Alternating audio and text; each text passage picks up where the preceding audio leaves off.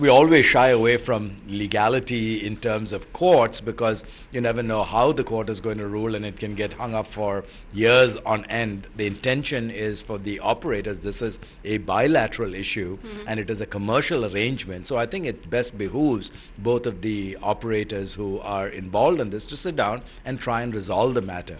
Now, when there is no resolution and when there is some contention, I think it's appropriate for TRAI to step in, investigate the issue, base the solution on the facts of the situation, because I think what has happened is that just like we had the drop call situation, I think most of our operators said, listen, yeah, we understand that call drops happen, but let's understand the dynamics that cause the call drops, and instead of having a knee-jerk solution, and throwing people in jail or all of this sort of good stuff, look at a rational process and help the industry move forward by coming up with appropriate solutions to the situation. I think that's what's needed. But sir, it's turning out to be quite an ugly spat right now between Airtel and Rel Jio. While Rel Jio has gone ahead and said that incumbents are blocking its entry, Airtel has gone ahead and said that it added up way too many customers before its commercial launch.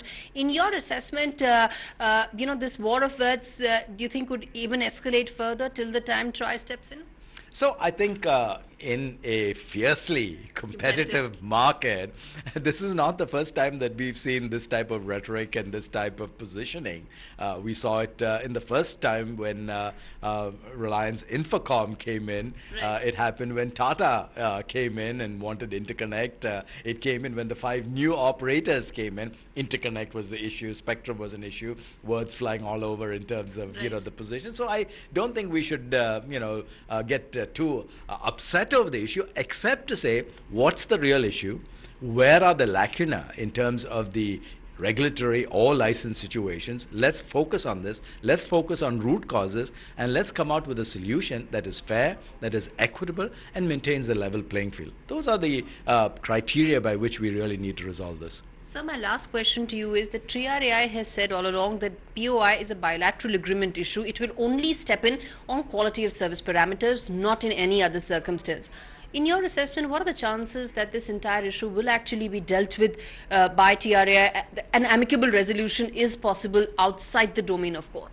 So I think the first step in that direction is to say, listen, what is causing the particular congestion? One side has indicated that there is the asymmetry of traffic and there's a pricing issue. The other side has alleged that that's not necessarily the case, and they are entitled to be able to get the type of capacity that they are asking for. So again, when a LBW appeal goes up, the empire has to step in and decide whether the call is appropriate or not. And I think that's where the appropriate role of the regulator comes in. And I think the regulator is appropriately focusing on the QoS as the initial point. Yes, bilateral agreements are commercial in nature, and that's not the realm of the regulator. But the realm of the regulator is to find out what is the real issue at hand and try and bring a applicable application of the regulations. I think that's critical. Find us on Facebook at facebook.com/ETNow, and don't forget to click the like button.